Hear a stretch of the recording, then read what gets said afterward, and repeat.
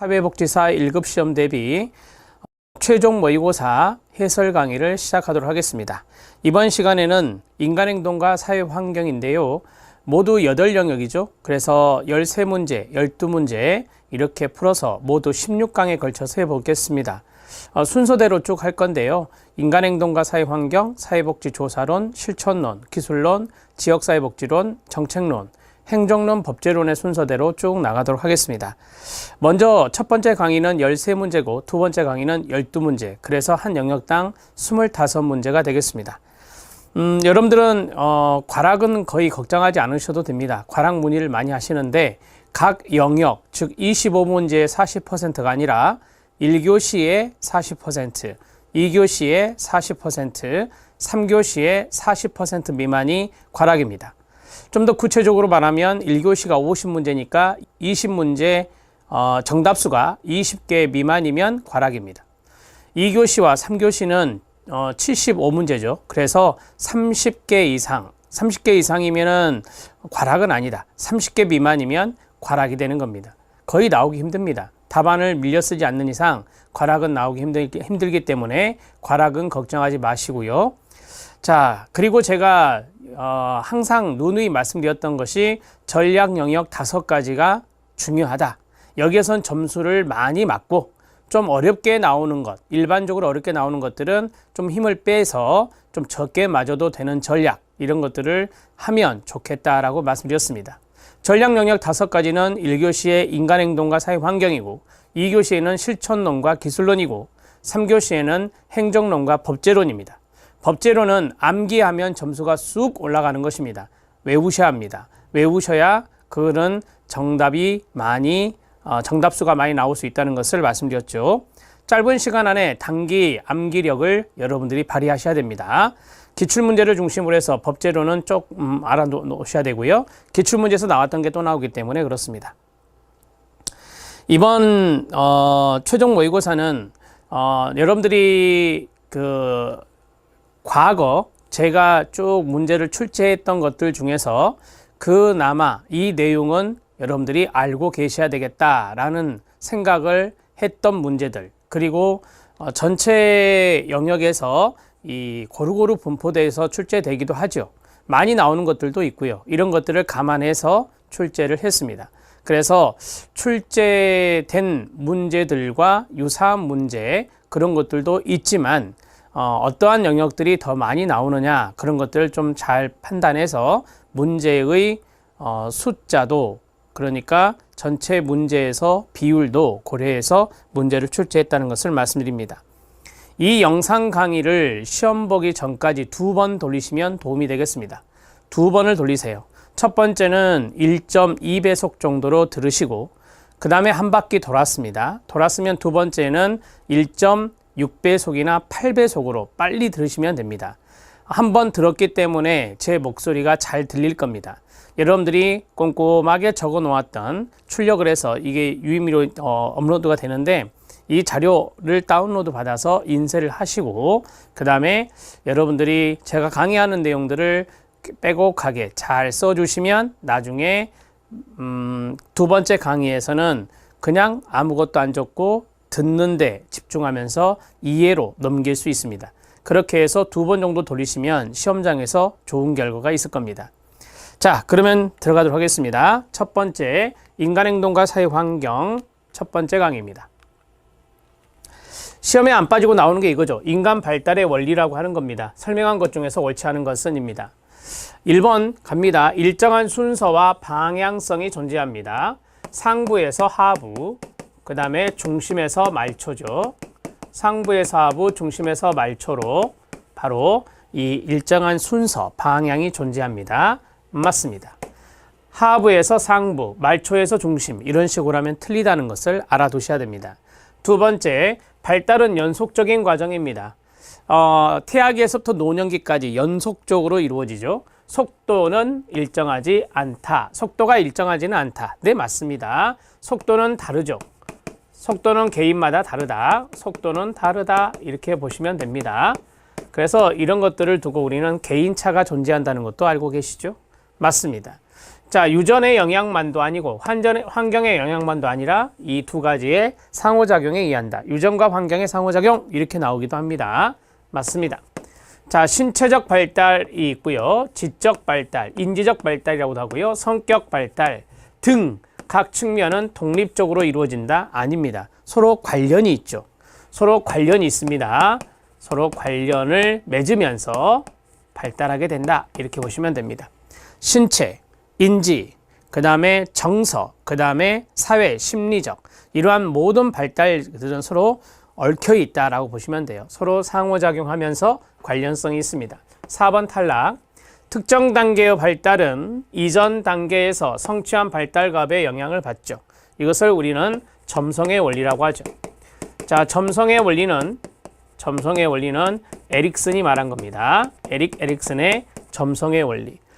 뭐 예를 들어서 4단계의 발달은 3단계, 1, 2, 3단계의 어떤 발달과 완성과 연관이 있다라고 하는 거예요. 이전 단계에서 성취한 발달과업의 영향을 받는 것입니다. 자, 답은 4번이 되겠습니다. 인간 발달의 원리를 설명한 것들이 5가지만 있는 것은 아니죠. 그렇죠? 네. 인간 발달은 예측할 수 있습니다. 예측이 가능하다. 그 다음에 분화와 통합의 과정을 거친다라고 해요. 분화와 통합의 과정을 거친다. 인간의 발달은 분화와 통합의 과정을 거친다. 이렇게 간단하게 좀 적어 놓으시면 돼요. 앞에서 말씀드렸던 개인차가 존재하고요. 개인차가 있다라고 하는 겁니다. 그 다음에 결정적 시기, 최적의 시기가 있다. 결정적 시기 또는 최적의 시기가 있다. 이런 것들이 바로 이제 발달의 원리에 해당되는 나머지 것들이다. 이렇게 보시면 되겠습니다. 자, 1번의 답은 4번입니다. 2번 문제 들어갑니다. 방어기제. 우리가 이제 방어기제 디펜스 메커니즘이라고 하는 것은 안나 프로이드, 아빠인 지그문트 프로이트가 방어기제라는 용어를 처음 썼지만 이 방어기제 이론을 정립한 사람은 막내딸인 안나 프로이드가 됩니다. 안나 프로이드 방어기제 사례에 옳지 않은 것은입니다. 억압이나 반동 형성이나 투사나 투입이나 합리화 우리 시험에 잘 나오는 것들인데 사례 문제입니다. 어려운 과제가 주어졌습니다. 그것을 아예 잊어버리는 경우라고 했어요. 그러니까 어려운 과제가 주어졌을 때 의식화되는 게 너무 싫은 거죠. 그래서 무의식 영역으로 추방하는 겁니다. 아예 잊어버린다는 말이 뭐냐면 무의식 영역으로 추방하는 것을 말합니다. 지금 제가 오른쪽에 써드린 것은 개념입니다. 자, 사랑을 미움으로 표현한다. 이게 정반대죠. 정반대로 행동하는 것. 이것들이 개념 맞습니다. 시험을 잘못 치는 학생이 시험 공부를 할 수 없었다며 가로 다른 것을 탓하는 것입니다. 뭐 시험 공부를 할 수 없었다라고 하는 것은 뭐 환경 탓 이런 것도 할 수 있겠죠. 이런 것들이 다른 것을 탓하는 것이 바로 투사입니다. 타인에게 책임을 전가하는 것. 타인에게 책임을 전가하는 것. 이거 이제 오른쪽에 써드린 것은 개념입니다. 타인에게 책임을 전가하는 것 또는 다른 것에 책임을 전가하는 것. 이런 것들이 개념 맞습니다. 자신의 아이를 갖지 못해서 입양을 하는 것. 꿩, 대신, 닭 이런 말 들어보셨죠? 자신의 아이를 갖지 못해서 입양을 하는 것을 우리가 대치, substitution, 대치, 대리형성이라고 합니다. 대리형성, 대치. 근데 대치가 대표 용어입니다. 투입 아니에요. 투입은 내 탓으로 돌리는 거죠. 투입은 내 탓으로 돌리는 겁니다. 자, 부모님하고 다퉜습니다. 그 문제의 원인을 자기 탓으로 돌리는 거예요. 자기 내면의 자아체계로 이런 것들을 받아들이게 되는 것, 이런 것들을 우리가 투입이라고 합니다. 이것을 그래서 안내자를 써서 내사, 내면화라고도 합니다. 투입의 동의어, 내사, 내면화라고 합니다. 어떠한 충동, 분노 이러한 것들이 바로 다른 사람에게 그런 것을 탓할 수 없으니 자신의 자아 내면 체계로 그걸 받아들이는 것을 투입이랍니다. 여우와 심포도가 나왔는데요. 네, 이거 심포도형 기제인지 아시죠? 모르시면 안 되죠. 심포도형 기제의 합리화입니다. 합리화가 4가지의 기제가 있는데 그 중에 하나 심포도형입니다. 우리 시험에 가장 많이 나오는 거죠. 어떤 것을 도달하려고 했으나 도달하지 못한 사람이, 성취하지 못한 사람이 처음부터 그것을 원하지 않았다 라고 이야기하는 것이 바로 심포도형 기제의 개념입니다. 자, 답은 4번이 됩니다. 투입이 아니라 대치. 자신의 아이를 갖지 못해서 입양을 하는 것을 substitution, 대치라고 말합니다. 꿩 대신 닭도 여기에 해당될 수 있다 말씀드렸습니다. 자, 이제 3번 문제에 들어갑니다. 에릭슨의 문제죠. 에릭슨의 자아 심리 이론인데요. 자, 이분은 사회문화적인 요소를 강조했죠. 그래서 심리사회 이론이라고도 합니다. 옳지 않은 것은 뭐냐? 1번, 에릭슨의 위기는 그 결과에 따라 성격이 달라지며, 에릭슨의 위기는 단계마다 다르죠. 이분은 발달 단계를 전생애를 구분했어요. 전생애, 영아기에서부터 유아기 쭉쭉쭉 가서 노년기까지 전생애를 구분한 사람이 바로 에릭슨입니다. 각각 단계마다 에릭슨은 발달적 위기가 있다라고 했습니다. 자, 이 위기는 그 결과에 따라서 성격이 달라지고 특정 단계의 위기 해결은 이전 단계의 성패와는 관련되지 않습니까? 바로 앞에서 말했는데 1번에서 이전 단계의 성공, 성패에 관련이 있다라고 해야 돼요. 관련이 있다. 이게 바로 점성의 원리다. 이렇게 이야기했습니다. 이렇게 정리를 해 주시고요. 자, 그 다음에 에릭슨은 성격 발달이 자아 지배력. 그래서 우리가 자아를 강조한 사람이 에릭슨이다 이렇게 말하고 있죠. 사회적 지지, 심리, 사회 이론, 사회적 지지를 통해 형성된다고 가정하는 반면 에릭슨은 성격 발달을 그렇게 봤지만 프로이드는 원초와 의해서 지배됨을 강조한다라고 했습니다. 네, 맞습니다. 자, 원초와는 우리가 본능, 충동이라는데요. 대개 이분이 강조한 게 성적 본능이나 성적 충동이 여기에 들어갈 수 있죠. 자, 이런 것에 의해서 인간의 성격 발달은 영향을 받는다 라고 말한 사람이 지그문트 프로이트입니다. 자, 그 다음에 세 번째 심리사회 이론은 모든 심리는 반드시 생물학적, 행동적, 경험적, 사회 요인 간의 상호작용으로 이해함을 강조한다라고 했습니다. 네, 맞습니다. 심리, 사회 이론의 에릭슨은 생물학적인, 행동적인, 경험적인, 사회적인 그런 요인의 상호작용으로 이야기를 하고 있습니다. 에릭슨이 생물학적인 부분을 전혀 무시한 것은 아니거든요. 생물학적인 부분들도 있다, 받아들였다 라고 말할 수 있습니다.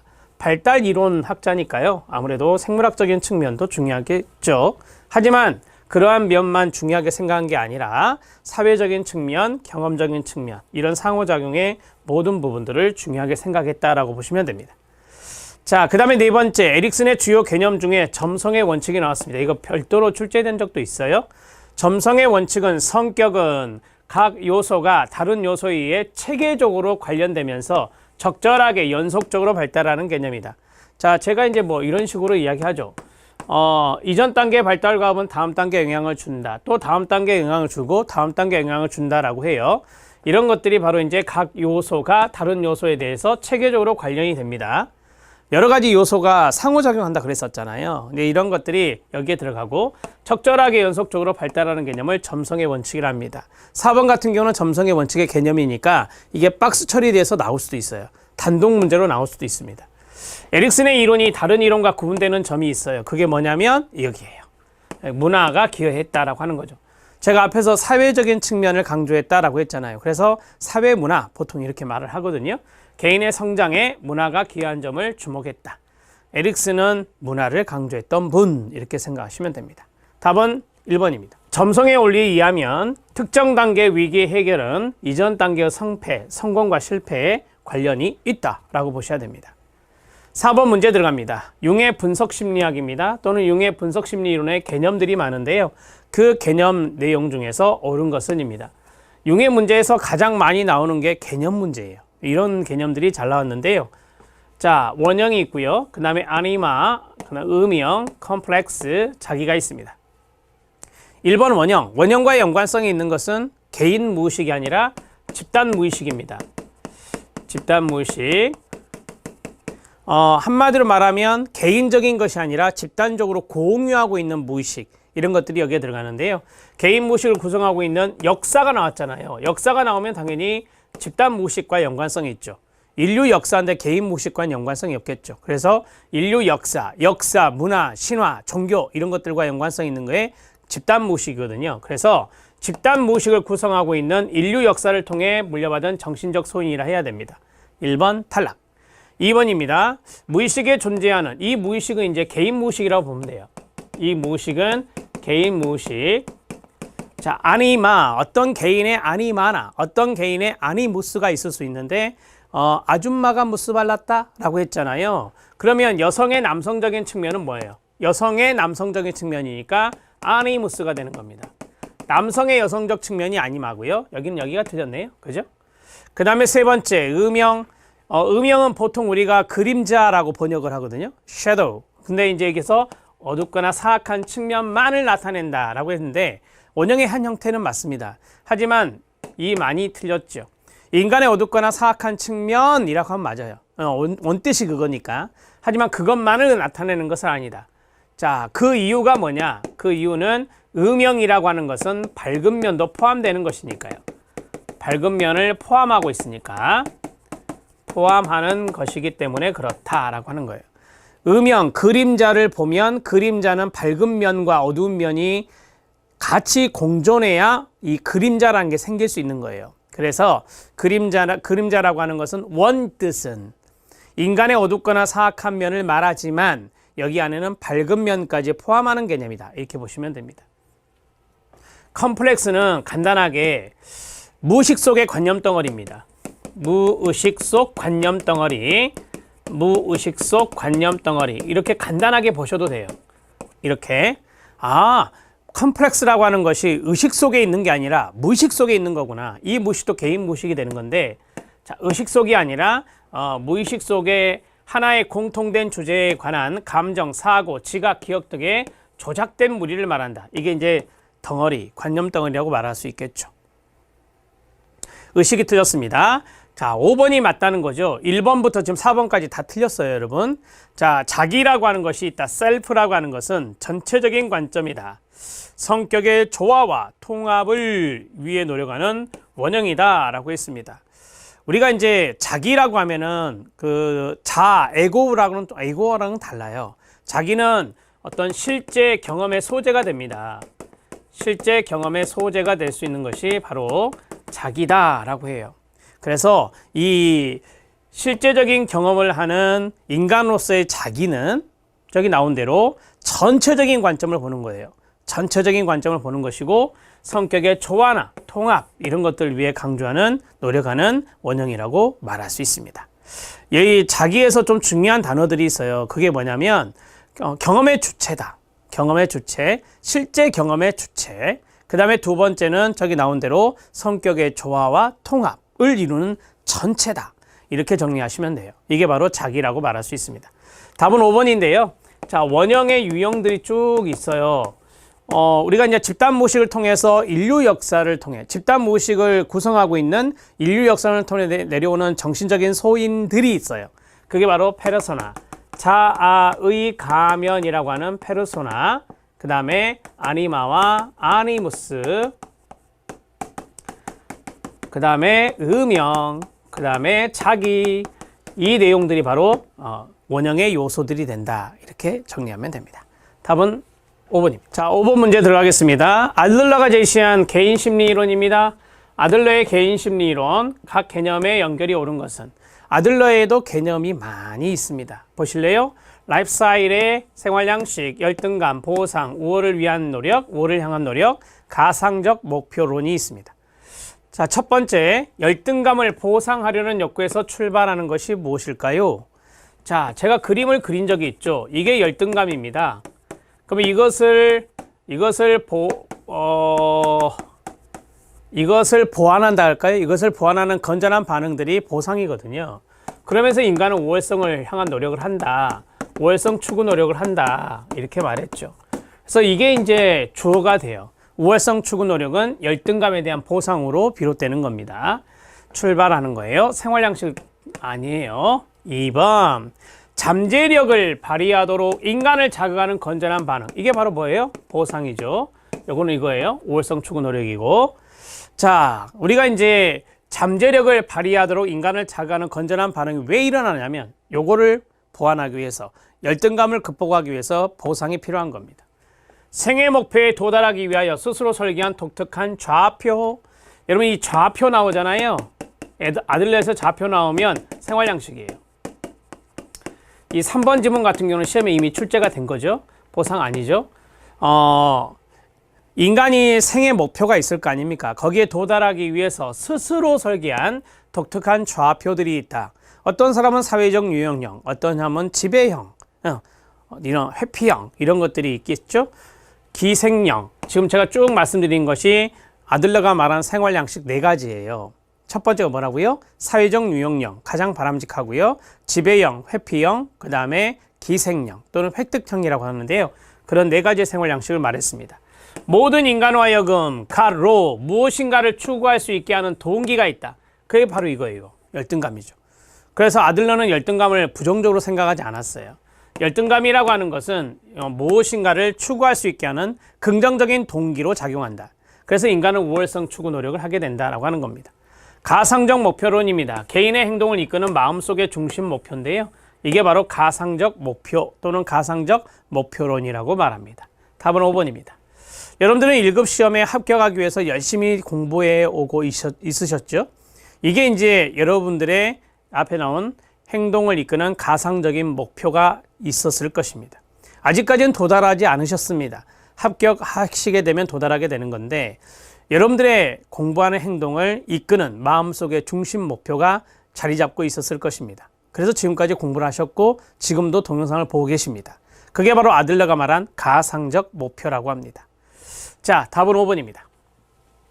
1번은 뭐라고요? 우월성, 우월을 향한 노력. 2번은 뭐라고요? 보상. 3번은 뭐라고요? 좌표 나오면 생활 양식. 4번은 뭐라고요? 열등감입니다. 하나 더 있는데요. 사회적 관심이 있습니다. 아들러가 말한 개념 중에 사회적 관심이란 게 있어요. 사회적 관심은 사회에 공헌하고자 하는 성향입니다. 사회에 공헌하고자 하는 성향. 이렇게 정리할 수 있고요. 이해됐죠? 네, 요거 하나 알아놓으시면 좋아요. 또 말씀드릴게요. 자아의 창조적 힘입니다. 자, 인간은 자아를 창조할 수 있는 힘, 그것을 가지고 있다. 이게 바로 창조적 자아라고 합니다. 창조적 자아. 열등감의 자아를 우월성을 향한 노력을 통해서 우월감으로 창조해 나가는 힘을 인간은 가지고 있다. 이렇게 말하는 거죠. 하나 더 할까요? 자, 뒤에 문제에 나오니까 아들러는 현상학적 관점을 수용하였습니다. 그게 뭐냐면 현실에 대한 주관적 자각입니다. 현실에 대한 주관적 자각입니다. 자기가 어떠한 현실에 놓여 있느냐, 열등감이 있습니다. 자, 이런 것들을 보상해서 내가 우월성을 추구하는 노력이 필요하다. 그러면서 사회적 유용량의 생활 양식을 갖고자 합니다. 이게 이제 상담 이론에서는 잘못된 생활 양식을 버리고 이렇게 나와요. 잘못된 생활 양식을 버리고 새로운 사회적 유용량의 생활 양식으로 양식을 가질 수 있도록 상담을 이끌어가는 게 개인주의 상담이라고 합니다. 이건 상담 이야기고요. 아무튼 현실에 대해서 자기 스스로 주관적으로 지각을 함으로써 우월을 향한 노력을 스스로 한다라고 하는 거예요. 아까 여기 생활 양식에서도 스스로 설계한이라고 했잖아요. 이해되시죠? 주관적인 부분을 중요하게 생각하거든요. 그게 바로 뭐예요? 현상학적 관점이잖아요. 현상학적 관점이 바로 주관적인 경험, 주관적인 인식, 주관적인 자각 이런 것들을 강조하는 거예요. 현상학적 관점 수용 이라고 써놓으면 돼요. 이 정도 하면 아들러가 다 나온 거예요. 거의 다 나왔습니다. 자, 6번 문제 들어가겠습니다. 6번 문제, 바로 앞에서 나왔던 거 있네요. 학자들의 주된 연구 내용 중에서 옳은 것은 지그문트 프로이트는 자아방어제 이론을 정립했다. 안나 프로이트다. 안나 프로이트다. 이렇게 말씀드렸죠. 그 다음에 인간의 성적 욕구와 충동을 중시했다. 아빠인 지그문트 프로이트가 되겠죠. 인간의 심리적인 요소인 자아의 중요성을 강조했다. 에릭슨 맞습니다. 되셨죠? 자, 양성론적 입장보다는 남성 편향적인 입장을 제시했다. 남성 편향적인 이론을 제시한 사람은 지그문트 프로이트고요. 양성론 생각나십니까? 아니마와 아니무스. 아니마와 아니무스는 양성론적 개념입니다. 융입니다. 융. 융은 양성론적 입장이다. 이렇게 보시면 됩니다. 아들러는 현상학적 입장이 중요했나요? 정신분석적인 입장을 고수했나요? 앞에서 말했죠. 현상학적인 관점을 수용했다라고 말했습니다. 자, 그래서 옳은 내용은 3번입니다. 뭐 쉽게 답은 찾을 수 있지만 나머지 것들 오답 노트를 잘 하셔야 돼요. 자아방의제 이론 정립은 지금은 프로이트가 아니라 안나 프로이트. 인간의 성적 욕구와 충동을 중시한 사람은 아빠인 지그문트 프로이트. 그 다음에 양성론적 입장은 융, 남성 편향적인 입장은 지그문트 프로이트. 이거는 예전에 별도로 시험에 나온 적이 있습니다. 그 다음에 현상학적 입장을 강조했던 사람이, 받아들였던 사람이 아들러다. 이렇게 말할 수 있습니다. 자, 학자들의 문제가 인행사에서는 상당히 많은 부분을 차지하기 때문에 야무지게 잡아야 돼요.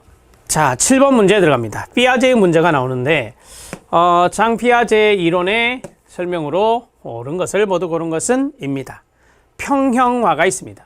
절 따라해봐요. 평형화는 균형 상태 찾아라. 시작. 평형화는 균형 상태 찾아라. 이렇게 됩니다.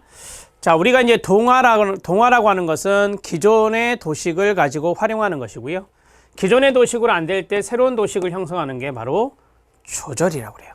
그래서 동화는 기존 도식 스키마, 기존의 스키마, 이거는 새로운 스키마, 새로운 도식이요. 새로운 도식을 형성하는 것이다.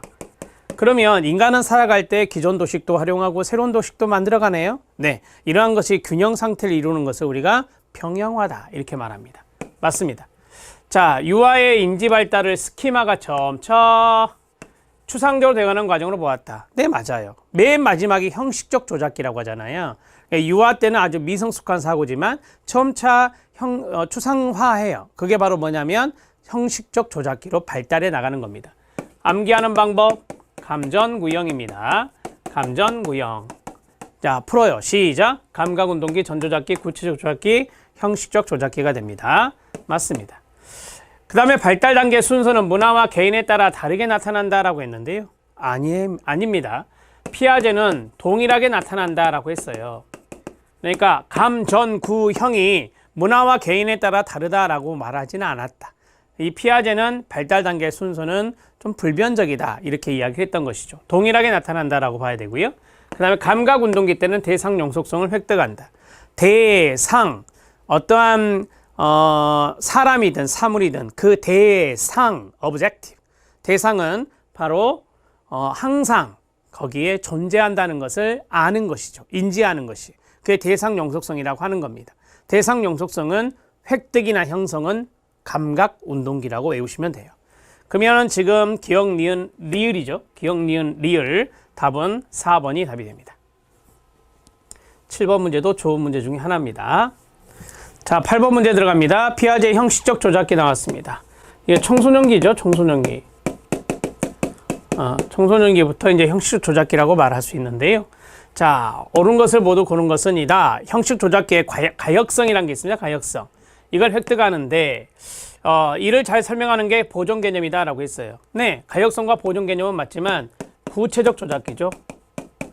구체적 조작기 때 보존 개념이 획득이 되잖아요. 그죠? 보존 개념이 무엇입니까? 뭐 우리가 비커 실험에서 하나는 길다라고, 하나는 넓적한 비커에 아니요, 똑같은 양의 물을, 그러니까 똑같은 비커의 물을 하나는 길다라고 하나는 넓적한 물을 옮겼어요. 옮기면 이게 두 개가 같냐라고 물어봤을 때 우리가 같다라고 한다면 보존 개념이 획득됐다라고 하는 거예요. 자, 이것을 반대로 해보면 이쪽에 있는 물을 이쪽으로 반대로 해보면 역조작이잖아요. 이렇게 해보면 물이 같잖아요 라고 말하면 이것은 가역성이다 라고 해요. 그래서 가역성과 연관성이 있는 것은 보존 개념은 맞지만 여기에서 중요한 거는 구체적 조작기 때 획득되는 거예요. 자, 그래서 기억 탈락. 추상적 사고가 가능한 단계다라고 했는데요. 네, 맞습니다. 형식적 조작기 때는 추론할 수 있는 능력, 추상적 사고가 가능하고요. 눈앞에 보이지 않는 가상적인 가능성을 생각할 수 있고 실제로 경험하지 않았던 영역에서 논리적인 행동을 계획할 수 있다라고 했습니다. 네, 맞습니다.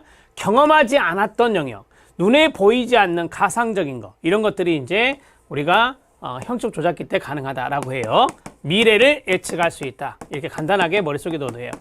미래는 눈에 보이지 않는 가상적인 부분일 수 있고요. 실제로 경험하지 않은 영역이라고 할 수 있어요. 미래는. 따라서 이런 것들에 대해서 충분히 논리적인 행동을 계획하면서 예측할 수도 있습니다.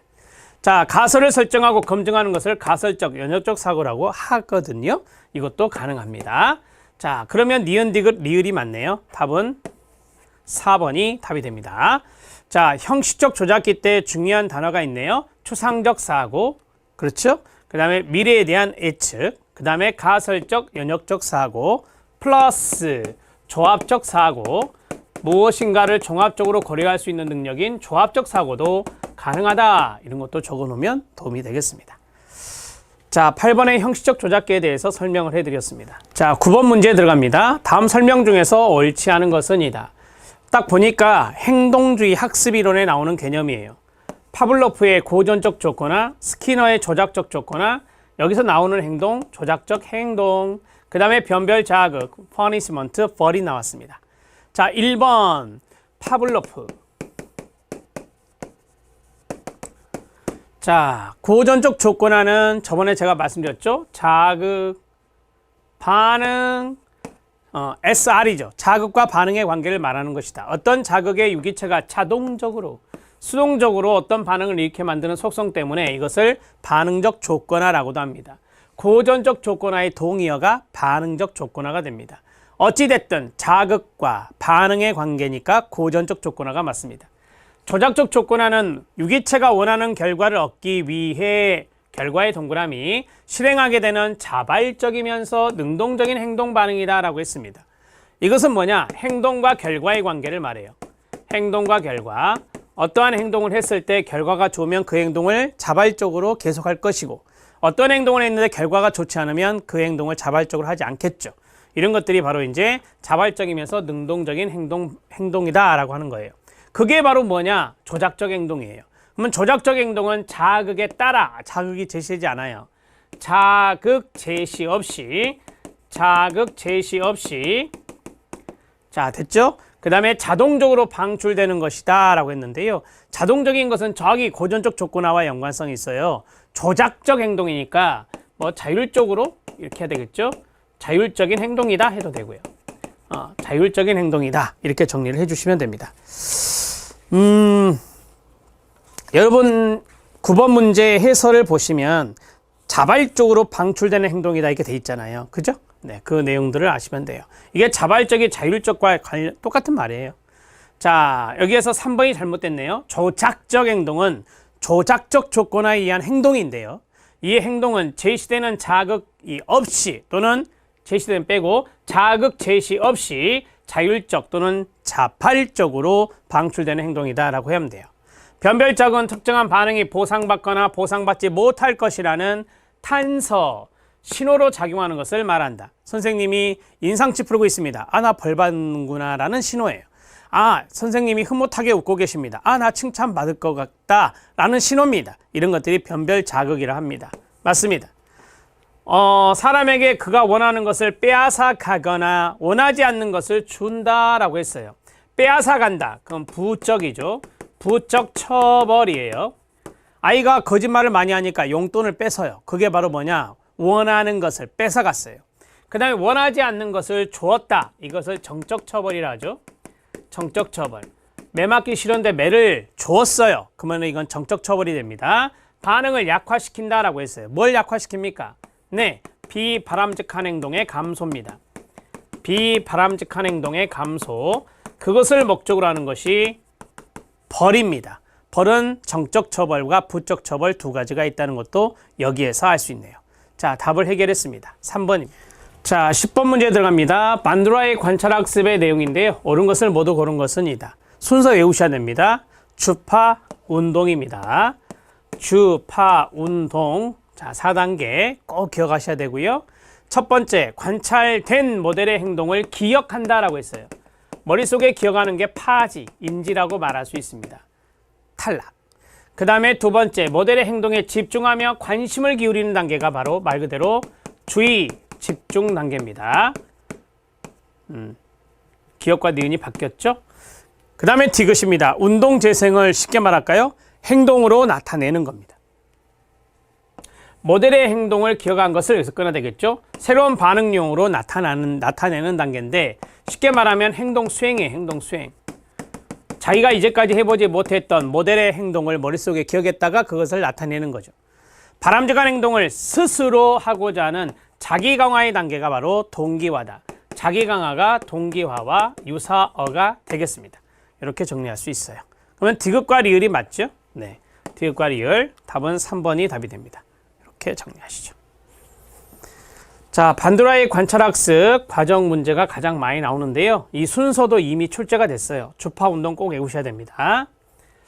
자, 그 다음에 11번 인본주의 이론의 문제가 나왔습니다. 인본주의 이론에 대한 설명으로 옳은 것은입니다. 인본주의는 연합주의, 처음 들어보시나요? 연합주의는 행동주의와 동의어입니다. 자, 대표적인 사례가 뭐죠? 앞에서 말씀드렸던 S와 R의 연합입니다. 행동과 결과의 연합입니다. 이런 걸 연합주의라고도 하거든요. 자, 정신분석은 아시죠? 그럼 연합주의와 정신분석 입장에 동조하나요? 반대합니다. 여러분, 이 연합주의는 행동주의로는 환경결정론이에요. 환경결정론이에요. 그 다음에 정신분석학은요? 정신결정론이에요. 정신 중에서도 중요하게 생각한 게 뭐죠? 무의식이죠, 무의식. 그래서 무의식 결정론이라고도 하는데요. 어찌됐든 간에 이 녀석도 결정론이고 이 녀석도 결정론이에요. 무엇이 결정한다는 것이죠. 인간의 행동은 이것이 결정해. 인간의 정신은 이것이 결정해. 인간의 성격은 이것이 결정해. 라고 하는 그러한 결정론적 입장에 반대하는 겁니다. 왜요? 인본주의로는 인간은 선천적으로 잠재력을 타고났다. 선천적으로 잠재력을 타고났다. 잠재력이 있다라고 하니까 무엇에 의해서 후천적으로 결정되는 것을 싫어합니다. 자, 인간의 잠재적 본성을 창조성이라고 보는 관점을 갖는다. 네, 맞습니다. 잠재적 본성을 잠재력이라 해요. 인간은 자신의 잠재력을 충분히 창조할 수 있는 능력을 가지고 태어났다라고 하는 겁니다. 창조성이죠? 맞습니다.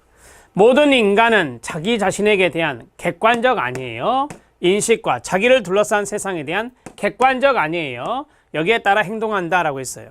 여러분, 인본주의 학자의 대표적인 게 로저스예요. 이 로저스의 현상학 이론이 있어요. 로저스의 현상학 이론은 인본주의 이론 중에 하나인데 여기서 중요한 게 뭐냐? 주관적 경험, 주관적 인식이에요. 자기가 주관적으로 자기가 어떤 객관적인 것에 의해서 좌지우지 되는 게 아니라 자기가 스스로 주관적으로 인식하고 스스로 경험하는 걸 중요하게 생각하거든요. 인본주의 학자들은 또 나오네요. 객관적 경험이 아니라 주관적 경험을 강조했어요. 주관적 경험을 중시했다. 이렇게 말씀드렸고요. 인간을 이해하는데 문제의 역사, 과거가 아니라 here and now, 지금 여기를 강조하죠. 인본주의 학자들은 대개 here and now, 실존주의 이런 것들을 상당히 중요하게 생각합니다. 자, 답을 해결했습니다. 답은 2번이 됩니다. 11번 문제 인본주의도 잘 알아놓으십시오. 12번 문제 들어갑니다. 자, 매슬로우의 욕구 위계 이론입니다. 뭐 이것도 아시죠? 매슬로우도 인본주의 학자입니다. 매슬로우도 인본주의 학자예요. 자, 옳은 것을 모두 고른 것은입니다. 1번 들어갈까요? 기억. 인간의 본성은 원래 선하다라고 했어요. 네, 맞아요. 이게 바로 이제 매슬로우의 인간관이에요. 매슬로우의 인간관. 인본주의 인간관을 갖고 있기 때문에 인간 행동을 연구하고 이해하기 위해서는 인간의 병리적 측면보다는요, 가로 건강한 사람의 행동과 지각에 대해서 탐구해야 한다고 봤습니다.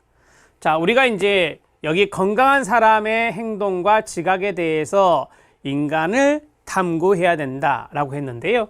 병리적인 것 말고요. 이게 이제 긍정적 인간관을 가지고 있는 거죠.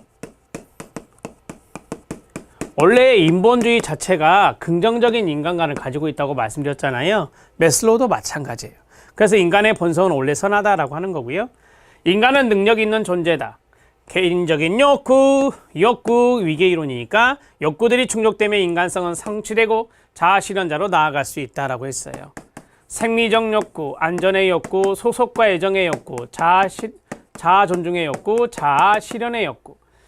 해설에도 나와 있죠, 여러분. 이렇게 피라미드식으로 돼 있잖아요.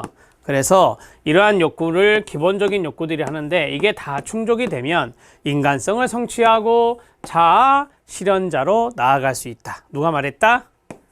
네, 마슬로우. 인간은 자유롭고 인간 행동은 내면으로부터 나오기 때문에 무의식적 동기의 산물이기도 하다라고 했는데 틀렸습니다. 이 마슬로우의 이 이론에 대한 기본적인 가정을 보면 이런 것이 있어요. 그래, 인간의 행동은 내면으로부터 나오는 것이지만 무의식적 동기의 산물은 아니다. 무의식적 동기의 산물은 아니다. 아주 쉽게 말씀드리면 무의식적 동기 하면은 지그문트 프로이트가 생각나야 돼요. 이 마슬로우는 말씀드렸다시피 인본주의 학자로서 결정론적 관점을 싫어한다니까요. 그래서 이 무의식적 동기의 산물은 아니다 라고 이제 마슬로우는 이야기를 했습니다.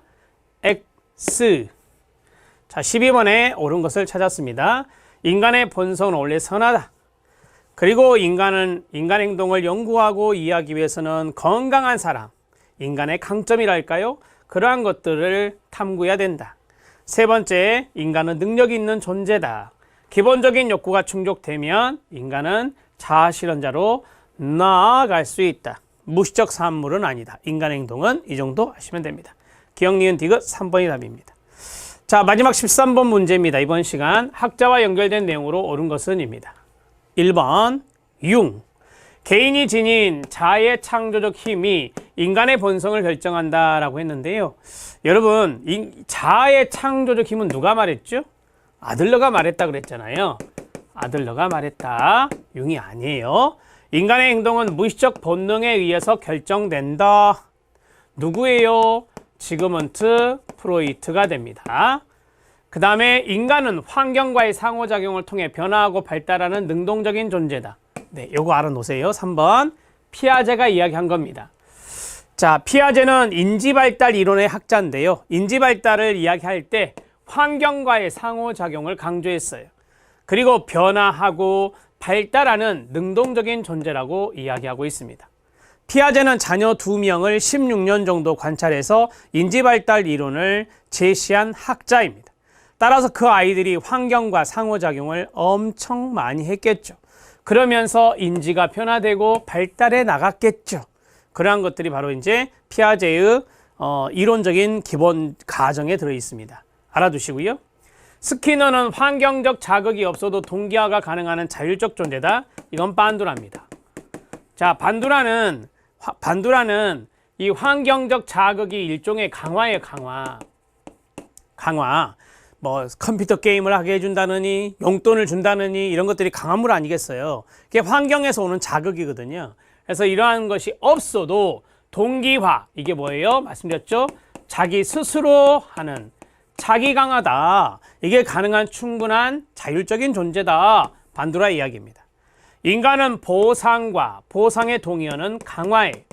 그 다음에 반대말은 벌이에요. 그죠? 네. 이 보상과 처벌 또는 강화와 벌, 여기에 유지되는 기계적 존재라고 말하는 사람은 스키너입니다. 강화와 벌을 이야기한 학자가 스키너이기 때문입니다. 자, 그러면 오답 노트 끝났고 답은 3번이 되겠습니다. 1번 누구라고요? 아들러. 자아의 창조적 이번 앞에서 말씀드렸잖아요. 무의식적 본능을 중요하게 생각한 사람은 지그문트 프로이트. 환경적 자극이 없어도 외적인 강화 이런 것들을 생각하면 돼요. 이게 없어도 동기화가 가능한 자율적인 존재가 인간이다. 반두라입니다. 보상과 처벌, 강화와 벌에 의해서 유지되는 기계적 존재다. 인간은. 그게 바로 스키너가 되겠습니다. 자, 됐죠? 이거는 인간관과 연관성 있는 학자들의 이론이었네요. 답은 3번이 되겠습니다. 자, 학자들의 이론을 좀 설명하다 보니까 좀 길어졌어요. 그래도 여러분들은 마지막 막판 스퍼트이기 때문에 제가 말씀드린 것을 꼭 기억해 주셔야 됩니다. 잊지 않으셔야 됩니다. 수고하셨습니다.